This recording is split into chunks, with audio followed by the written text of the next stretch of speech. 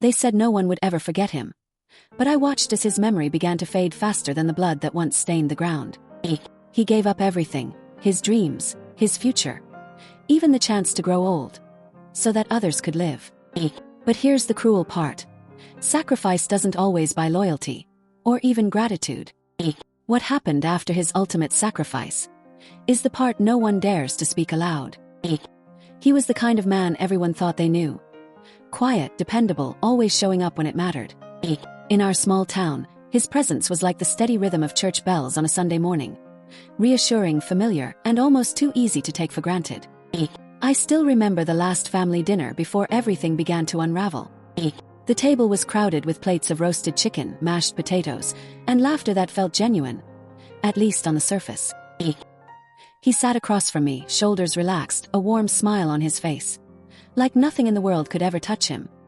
Back then, we weren't talking about sacrifice or betrayal. We were just a family trying to hold on to the illusion of normal. His jokes were simple, sometimes clumsy, but they always worked. If you keep staring at the bread like that, he teased me once, it's going to disappear before your plate even touches it. Everyone laughed. Laughed too. But what I didn't realize then was how carefully he was hiding the storm inside him. You see, when you live in a small town, every kindness becomes a responsibility. Every favor turns into a debt. And he carried more debts than anyone could see. The bond we shared, it wasn't just blood or family ties. It was built on secrets, promises whispered late at night, and the unspoken rule that we would always protect each other. He was my older brother, my anchor, the person who stood between me and the crueler edges of the world. He wasn't perfect. Sometimes his silence was sharper than words. Sometimes his eyes carried envy when he thought no one noticed. But still, I believed in him. I believed he would never let me down. At that dinner, I caught a flicker in his expression. Just a second when his smile didn't reach his eyes. A second where his hand clenched the fork too tightly, as if he was swallowing something bitter. I brushed it off. We all did. Because who wants to believe that cracks are forming in the very foundation you trust? If only I had paid attention that night. Maybe I would have seen what was coming. Maybe I would have realized that love and loyalty are fragile things, and that even the strongest bonds can break under the weight of secrets. That was the last night everything felt normal. The next morning started like any other. The sound of roosters outside, the faint smell of coffee drifting through the kitchen, and him already awake, already working. That was who he was. While the rest of us moved slowly, dragging our feet, sipping lazily from mugs, he carried himself with a kind of urgency, like every second mattered. He used to say, "If you don't value time, it won't value you." I admired that about him. Or maybe envied it. Because while he was disciplined and strong, I was the dreamer. The one who sketched ideas in the back of notebooks and wasted afternoons staring out windows. He never mocked me for it. But there were days when his silence said more than words ever could. We shared more than chores and blood. We shared long walks home after work, hushed conversations in the dark, and promises we swore would never be broken. I trusted him with my fears, and he trusted me with his. At least, thought he did. On Sundays, the family gathered in the living room. Mom knitting, Dad reading the newspaper, laughter echoing as we argued over television channels. He was always the peacemaker, stepping in with that calm voice, reminding us that fighting never solved anything. He made it seem effortless, like he was built to carry the weight of everyone else's chaos. But sometimes when no one was looking, I'd catch him staring out the window too long, his jaw set tight, his knuckles white against the arm of the chair. There were moments, fleeting but undeniable, where I felt a distance growing between us. Like he was there but already gone. Still, I told myself I was imagining it. Families have cracks, yes. But ours was strong. One night, as we sat outside under a sky full of stars, he whispered something that unsettled me. Do you ever wonder what it costs to keep everyone else happy? I laughed nervously. What do you mean? But he didn't answer. He just stared at the horizon, his face unreadable. And in that silence, felt something shift. It was the first hint that the foundation I trusted wasn't as solid as I believed. Weeks passed. The town carried on, unaware of the quiet storm building within our home. He still woke before dawn, worked tirelessly, always putting everyone else before himself. I began to notice how people admired him. Friends, neighbors, even strangers would comment on his integrity, his unwavering kindness, and that admiration. It burned in me. Not in anger. Not exactly. But in that hollow ache of wanting to matter as much. Of wanting to be seen the way everyone saw him. We tried to talk about it once. Sitting on the porch swing, rain dripping from the eaves. I feel invisible sometimes, I admitted, barely above a whisper. He turned to me, gentle eyes softening. You're not invisible. You just haven't realized how strong you are yet. I wanted to believe him. But a part of me, the jealous, childish part, hated that he always knew what to say, how to make me feel seen even when I thought no one else noticed. Even at work, he carried himself differently. People trusted him instinctively, relied on him, while I worked twice as hard just to keep up. And yes, envied him. But envy, like water in a stone stream, can be quiet for years, until it erodes something that seemed solid forever. He never saw it. Or maybe he did. Sometimes I'd catch a flicker in his eyes, a knowing look, like he understood more than I was willing to admit. And yet, despite the tension, the bond held. We laughed together, shared moments that felt pure, evenings of storytelling and whispered confessions. He taught me to cook my favorite dishes. He showed me how to balance budgets. He held my hand during thunderstorms, both literal and figurative. It was real. It was warm. It was precious. But that warmth made the coming storm sting even more. One day, I noticed him disappear for hours. Phone calls, private meetings, whispers in corners. He came back tired, shoulders slumped, eyes that no longer shone as bright. And yet he smiled for me. Don't worry about it. Everything's fine. I wanted to believe him. And I did. For a while.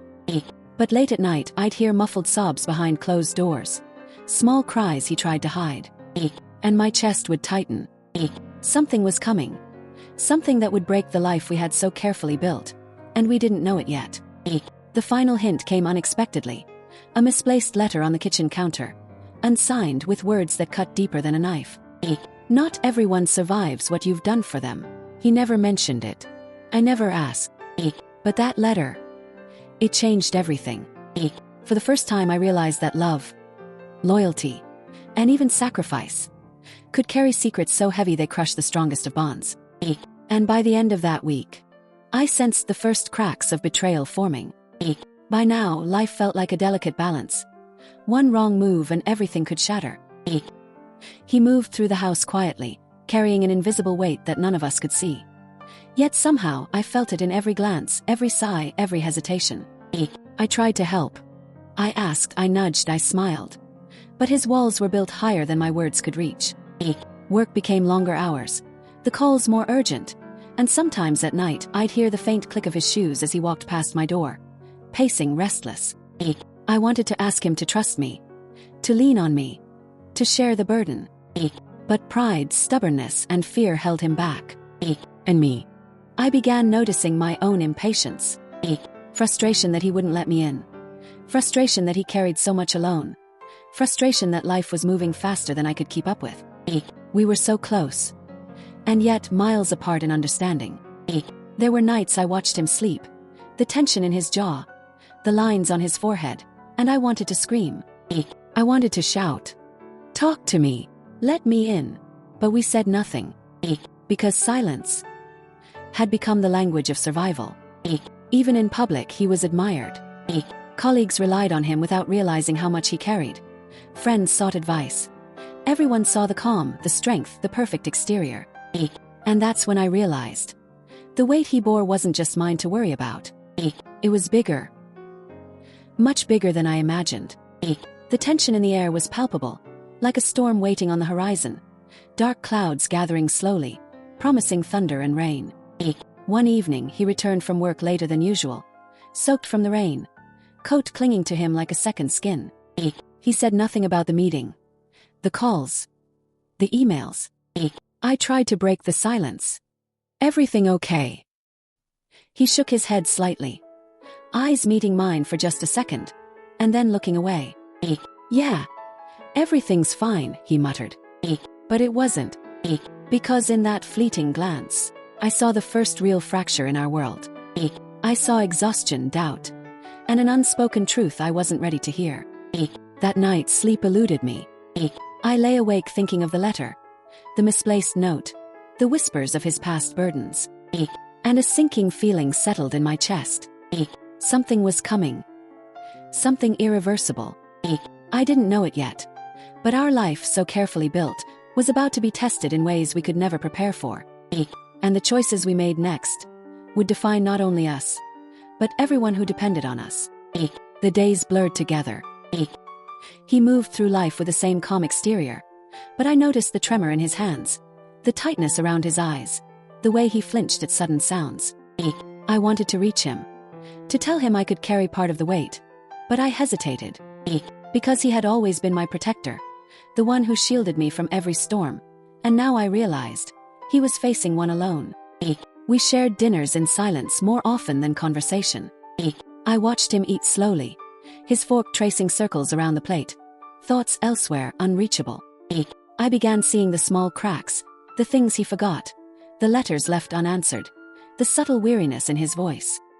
And still, he smiled for me. A gentle curve of lips, reassurance in his eyes, a silent promise that everything was under control. But control was slipping. One evening, I found him staring at the horizon from the balcony, rain dripping from his coat, hands clenched at the railing. "Are you okay?" I asked softly, fear in my voice. He didn't answer immediately. Then finally he spoke. "Sometimes, protecting others, it costs everything." Froze. Something in his tone, heavy, final, filled the air with dread. The next day, small warnings appeared. The bank called about an account irregularity. The company demanded an urgent meeting, and yet he said nothing. I felt a pang of fear. And something else. Anticipation. A terrible knowing that whatever he was preparing for, it would change everything. Late that night, I caught him at the kitchen table. Papers spread around, hands trembling slightly as he signed document after document.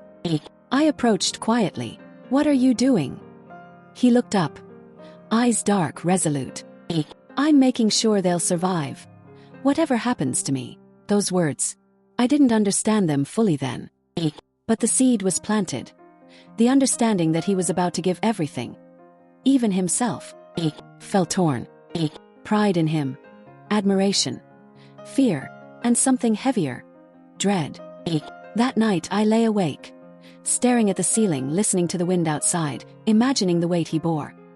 I didn't know how he would do it, or what the consequences would be. But I sensed one thing clearly. Our lives, the people we loved, were about to collide with fate in a way none of us could survive unscathed. And when it happened, nothing would ever be the same. It all started the morning after he left. The world felt empty, quieter than it ever had, as if his absence had sucked the warmth out of the sun. We got the news at work. The one no one expected. An embezzlement. A betrayal so shocking it felt like the floor had dropped from under me. Accounts had been emptied, documents forged, names falsified. I stared at the papers in disbelief. His name, the one I trusted above all, was there. "No, this can't be real," I whispered to myself. My hands shook, my vision blurred. The office was silent around me. Colleagues glanced nervously, unaware that I was holding the weight of a revelation that would change everything. I tried to call him. His phone went straight to voicemail. Messages left unanswered. Panic rose in my chest. Why would he do this? I muttered, more to myself than anyone else. And then, I realized something. It wasn't him. It had to be someone else. Someone who wanted to destroy him. Or worse, destroy us. But the truth, as it always does, revealed itself in the cruelest way. It was his sacrifice. The ultimate move. The one that cost him everything. He had taken the blame. On purpose. To save the company, to save us.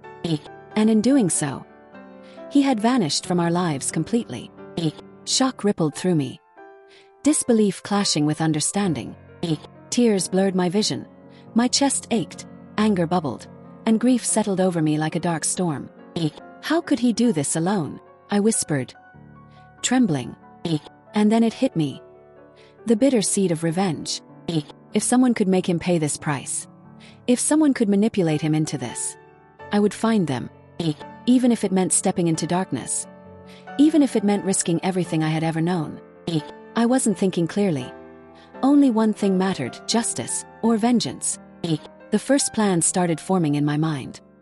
Every document, every meeting, every whisper of deceit, I catalogued in my mind, tracing who benefited from his absence. What if someone finds out it was me? Thought. But the thought couldn't stop me. I began small, observing, collecting, mapping the paths of those who had betrayed him, those who had allowed this nightmare to unfold. And then came the first move. A small leak, a subtle exposure.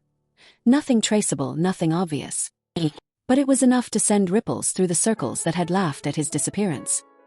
And as I watched the consequences, my resolve hardened. I realized something chilling. This path I had chosen wasn't safe. It wasn't just revenge. It was a dangerous game, and I was already in too deep to turn back.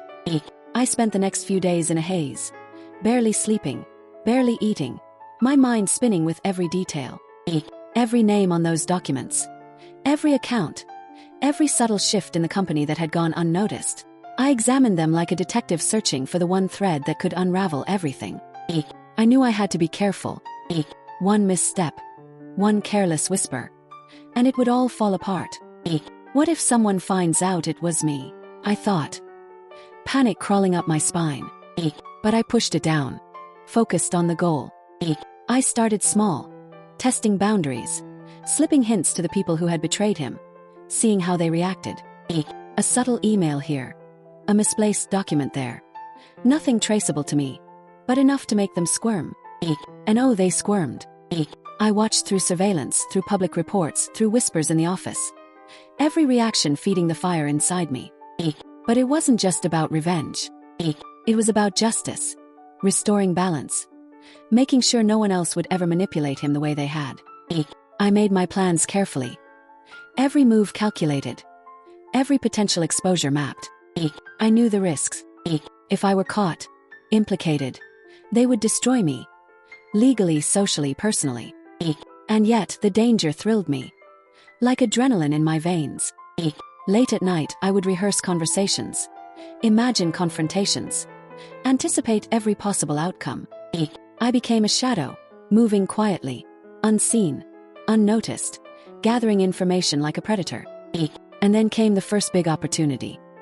A meeting scheduled at the corporate office. A person directly responsible for the chaos, sitting unaware, confident, smug. I slipped the files into the right hands, just enough to let the consequences begin, without leaving a trace pointing to me. The effect was immediate. Whispers, panic, sudden audits, tensions rising. The person I targeted began to crumble under the pressure, and I felt a thrill, equal parts satisfaction and fear. Because I knew, the deeper I went, the more dangerous it became. Every move carried the potential to expose me. And yet, I couldn't stop. I began noticing patterns, secret alliances, people who had profited from his sacrifice, people who thought he would never fight back.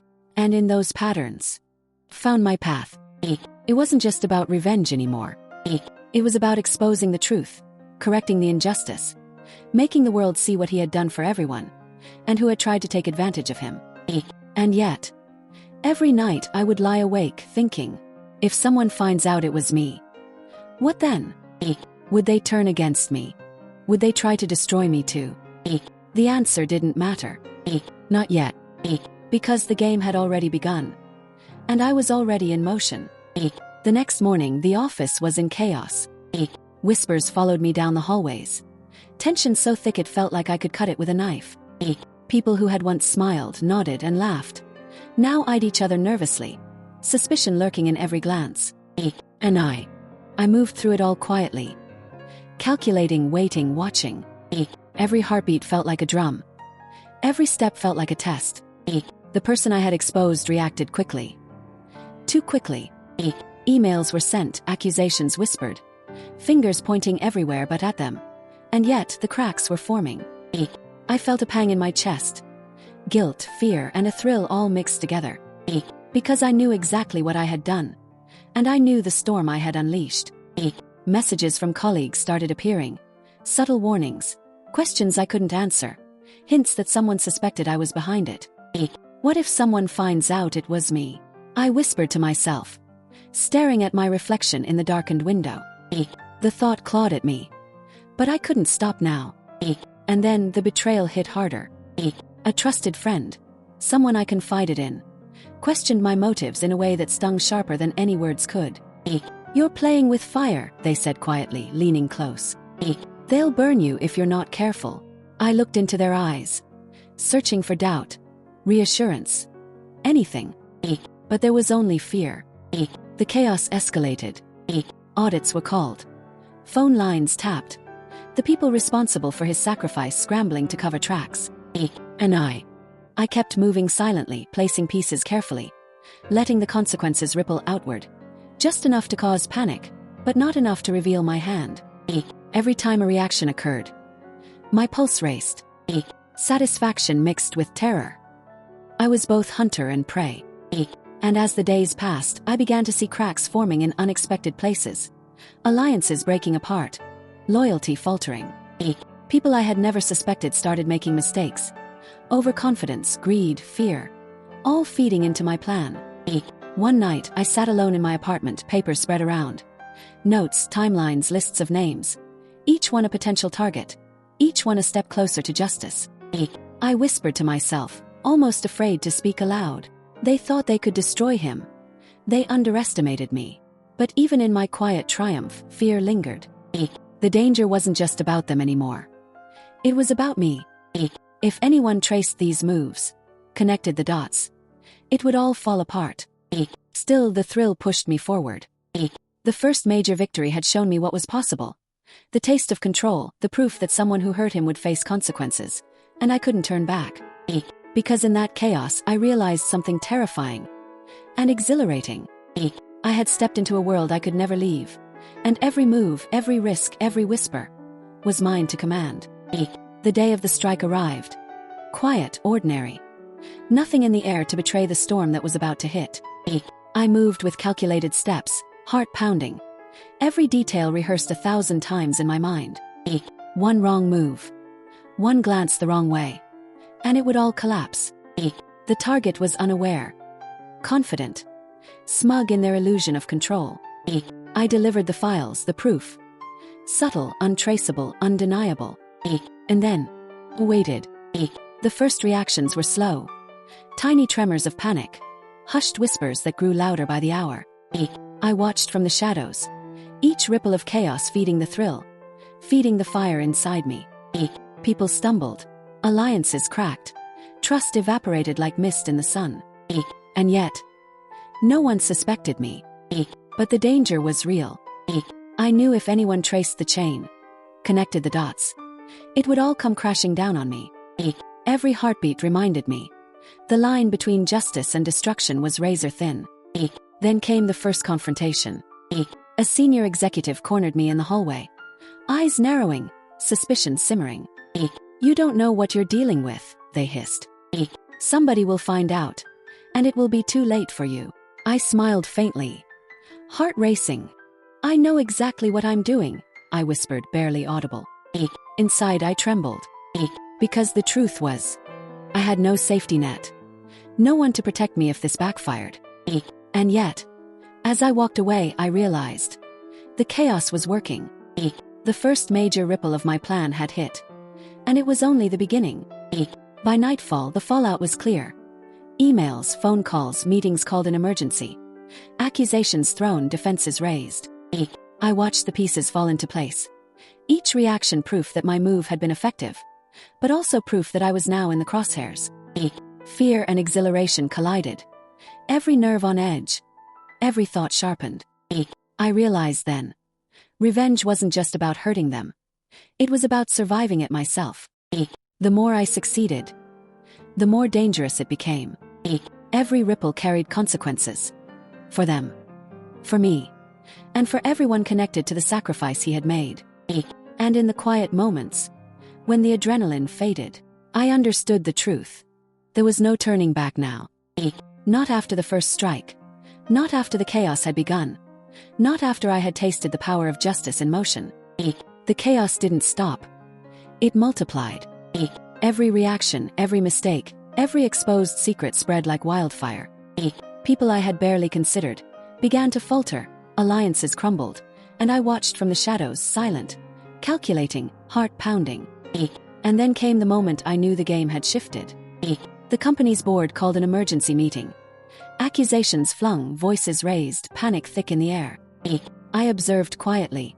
The tension, the fear, the desperation. The very people who had laughed at his sacrifice, who had thought he would never fight back, were now stumbling in confusion. But I wasn't done. The plan demanded precision, patience, ruthlessness. One wrong move now, and it would all collapse. For him. For me. For everyone depending on this outcome. I placed one subtle hint. A small piece of evidence, dropped in the right hand. Unseen. Untraceable. The effect was immediate. The room erupted into whispers. Accusations. Fear mingling with outrage. And in that moment I felt it. The seed of revenge fully planted. A thrill mixed with terror. Because I knew they were beginning to understand the scale of what had been done, and the person behind the ripple. I could see it in their eyes. Suspicion. Doubt. Panic. But no one would guess it was me. And yet, the danger was real. Every move I made, every whisper, every subtle push, carried the weight of exposure. If anyone traced it back to me, it would destroy everything, including the memory of his sacrifice. That night I sat alone, the adrenaline fading, exhaustion heavy in my bones. I realized the full truth. Revenge was intoxicating, but it was dangerous, and it left scars even if successful.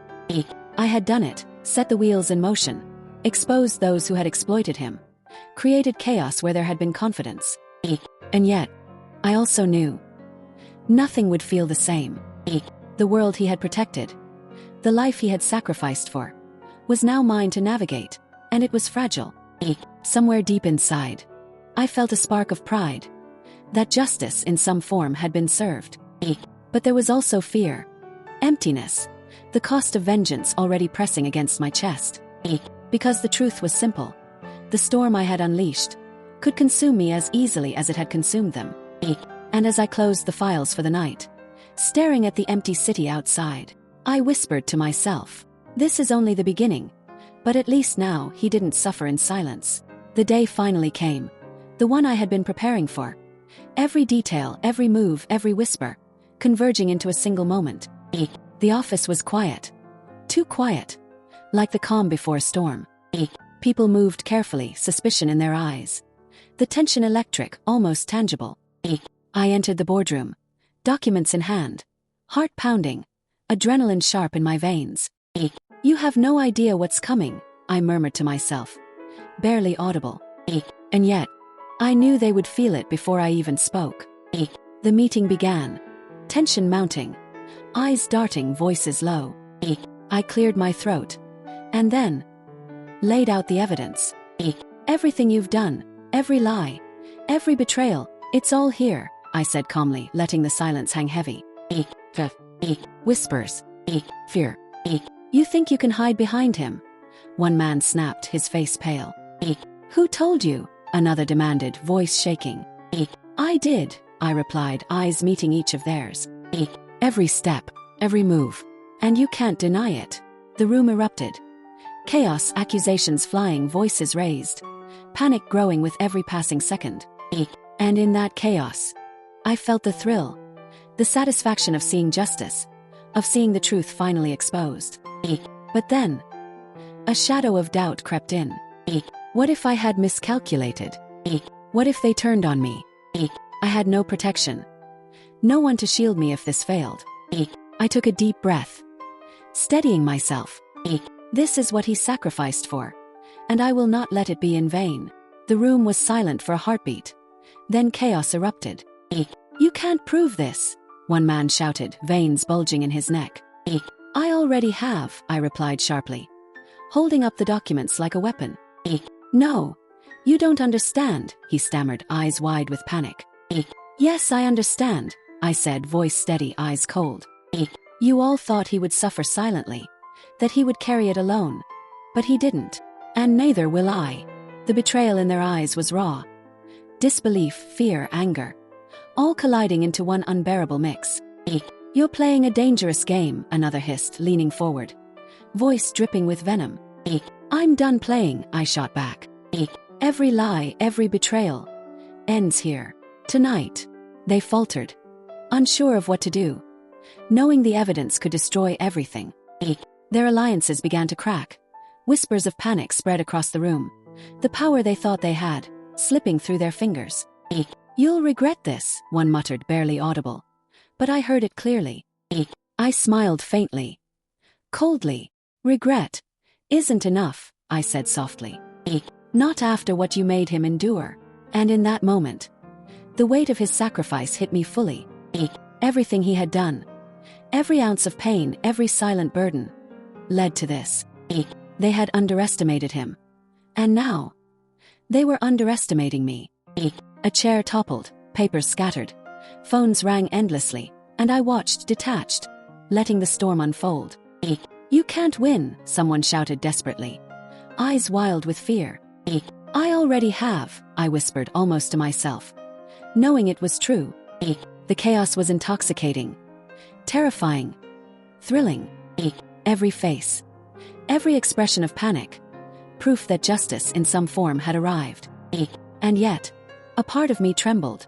The danger hadn't passed, the risk hadn't ended. Because revenge, even when it works, carries a cost. The room felt like it had shrunk, walls closing in, every eye locked on me. You think you can destroy us? One of them spat, trembling, anger and fear warring in his expression. I don't think, I said quietly, letting the silence stretch, watching them squirm. I know. The documents I held weren't just papers. They were the truth. Undeniable proof of greed, betrayal, and exploitation. You'll pay for this, another yelled. But their voice faltered, caught between outrage and terror. I moved closer. Calm, precise. Every word measured. Every gesture controlled. This is what he sacrificed for. And now it ends, I said softly, letting the weight of the words sink. A chair scraped loudly as someone stumbled back. Papers fluttered to the floor, the tension like static electricity. You. One of them started, voice breaking. You're just like him. Yes, I said, almost smiling. Exactly like him. I've carried his burden. And now you'll understand it. Eyes widened, panic rising. Alliances shattered before my eyes. Whispers turning into chaos. The room erupted in full confrontation. You think this proves anything?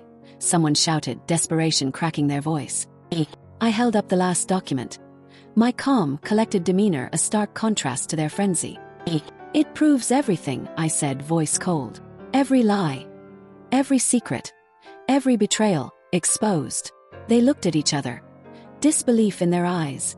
Fear settling like a heavy fog. And then it happened. The final realization. The moment they understood who had orchestrated it all. Eyes turned slowly. Suspicion dawning. Horror settling in their faces. You, one whispered. Voice barely audible. You did this. Yes, I said, cutting through the tension. Sharp, clear. Because of what you made him endure. And because I won't let it happen again. For a moment time froze. The storm paused. Every heartbeat echoing in my ears. Then chaos returned. Louder, fiercer. Accusations, shouting, shuffling. And I stood there. Silent, satisfied, but aware of the cost. Because revenge, even when complete, leaves scars. Deep, lasting scars. And I could already feel them forming. The room erupted. Chaos everywhere. Papers flying, voices raised, fear etched on every face. You ruined everything, someone screamed, hands shaking. I only revealed the truth, I said softly, letting the weight of my words sink. Everything you built on lies collapses now. They gawked, disbelief frozen on their faces, realizing the extent of the betrayal they had orchestrated, and the cost of underestimating me. "You can't get away with this," another shouted, venom in their tone. "I already have," I whispered, voice calm, cutting. "Justice doesn't always look like what you expect. Sometimes it looks like truth finally catching up to you." I saw fear twist in their eyes, panic rising, alliances cracking under pressure, the weight of exposure pressing down like a hammer. "You think this is over?" one muttered, stepping back, voice barely audible. "No," I admitted quietly. "It's just the beginning. But now you know the consequences of your choices." A silence fell, thick, heavy, before the storm of shouting returned. Weaker, faltering, full of fear rather than anger. I stepped back, letting them unravel, watching as the truth sank in, one face at a time, until the final piece of the puzzle clicked into place. And then, the weight of it all hit me. The realization of what had been done, what had been sacrificed, and the danger that still lingered. Because revenge, even when perfectly executed, leaves a mark on the world and on yourself. And I could already feel it, deep like a scar forming in my chest. I glanced at the door, aware that every move I had made, every step could still expose me, could still undo everything. But for now, the room was mine, the chaos mine, the truth mine. And in that moment, I whispered softly, almost to myself, "He did this for us, and now we can finally see it." The room was quiet now. The chaos had faded, replaced by stunned silence. I stood alone, breathing heavily, eyes scanning the wreckage of lies, betrayal, and fear, every face frozen in shock. You did this for him," one whispered, barely audible. "Yes," I said softly, voice steady, "for everything he sacrificed, for everything he endured alone." Some faces twisted in anger, some in disbelief, some in shame, as reality hit them fully. I felt a mix of emotions, satisfaction, exhaustion, and a deep ache, the kind that doesn't fade easily. Because victory always comes with a price. I remembered every night he spent silently carrying the burden, every moment of exhaustion he hid from the world, every whisper, every tear, every small act of courage that no one saw. And now, finally, the truth was out. I could see fear, regret, even trembling acknowledgement in their eyes.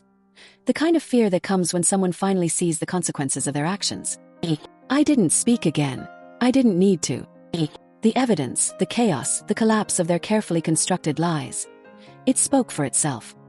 And as I left the room, documents clutched tightly, the weight of what had been done settling on my shoulders.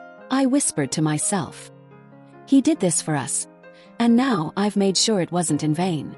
Outside, the city lights blurred, the night carrying a sense of finality, but also the lingering awareness that revenge, even when complete, never leaves you unchanged. I felt the sting of every risk I had taken, the knowledge that exposure, failure, or discovery could have ended everything. And yet I survived. And in surviving, I carried forward his legacy, his sacrifice, and the justice we had earned. Somewhere deep inside, a quiet hope bloomed, that now, finally, peace could exist alongside the scars. But even as the adrenaline faded, I knew this story, our story, would echo forever. The storm had passed, the chaos that once consumed my life, the betrayals, the lies, the shadows of fear, they had all been laid bare. I walked through the empty hallways of the office, the silence echoing louder than any argument, any accusation, any shouting match. The people who had once carried themselves with arrogance, who had laughed at his sacrifice, now avoided my gaze. Some stared, frozen in disbelief. Others slunk away, shame and fear heavy in their eyes. I felt a strange emptiness. The thrill, the tension, the pulse of danger that had driven me for weeks. It was gone. In its place settled a quiet ache, a reminder that revenge, even when perfectly executed, leaves marks you cannot wash away. I thought of him, the one who had carried the weight of the world silently, the one who sacrificed everything so that I could act, so that justice could exist. I remembered the nights he spent awake, exhausted, burdened with responsibility no one else understood, and the strength it took to endure without complaint. Did revenge bring peace? Not fully. Did it bring justice? The people who had betrayed him were exposed. The systems they had manipulated collapsed, and truth finally shone where shadows once ruled. Yet even in that victory there were scars. Emotional scars invisible to the world. The constant reminder that no act of vengeance is without cost. Some nights I slept peacefully, dreaming of him, remembering his smile, his courage, his quiet strength. Other nights the memories haunted me. The risks I had taken, the choices I had made, the knowledge that at any moment it could all unravel. I wandered through the streets we had once walked together, the cafes we had visited, parks where he laughed freely, and felt his absence like a shadow that stretched across my chest. The city was alive, indifferent, moving on. But I carried the echo of his presence, the reminder of what had been lost, and what I had gained. I began to write, journaling my thoughts, my reflections, my memories, preserving every lesson, every whisper of courage, every moment of love and sacrifice. Each word was a conversation, a tribute, a way to keep him alive in a world that no longer had him. The people who had wronged him were gone, facing consequences or quietly disappearing, shadows of the arrogance they had once worn so proudly. And yet, their absence brought no joy, only the hollow reminder that revenge, no matter how satisfying, carries its own emptiness. I learned that peace isn't the absence of pain, it's carrying the pain differently, integrating it into the fabric of your life, letting it guide you but not define you. I felt the weight of his sacrifice in every decision, every choice I made, understanding that life continues, that love and loyalty remain even after loss. Some days I laughed again, quietly at first, then more freely, finding joy in small victories, small moments of beauty. Other days I felt the sting of emptiness, the absence of his presence, the memory of what was lost. I realized that healing isn't linear, that scars coexist with happiness, that peace and emptiness often walk hand in hand. I carried both, carrying him, his lessons, his strength, his sacrifice, in my heart, in my mind, in every choice I made. Revenge had been a storm, a necessary storm, but life after the storm demanded something else: resilience, understanding, patience. I learned to move forward carefully, with intention, aware of the fragility of the world around me, aware of the power of truth, justice, and courage. I thought often about the future, about the legacy he left behind, about the person I had become because of him, because of the chaos, the betrayal, and the revenge. I understood that true strength isn't in retaliation, it's in endurance, in carrying love and loss, truth and scars, with dignity. And slowly, very slowly, I began to breathe easier. The world kept moving, and so did I. Some nights I whispered to him, as if he were still there, "I'll carry this for both of us. I'll honor everything you gave. Every sacrifice, every quiet moment, every brave step." The scars remained, deep, permanent, unhealing in places, but they were no longer chains. They were reminders. Reminders of love, of courage, of sacrifice, of what it means to endure, to fight, and to survive. In the end, I understood something crucial. Revenge, justice, and sacrifice are not endpoints. They are lessons, shaping us, teaching us, guiding us, if we are willing to listen. And so I moved forward, carrying him, carrying the scars, carrying the truth, knowing that even in emptiness there is the possibility of peace, and even in loss the strength to continue.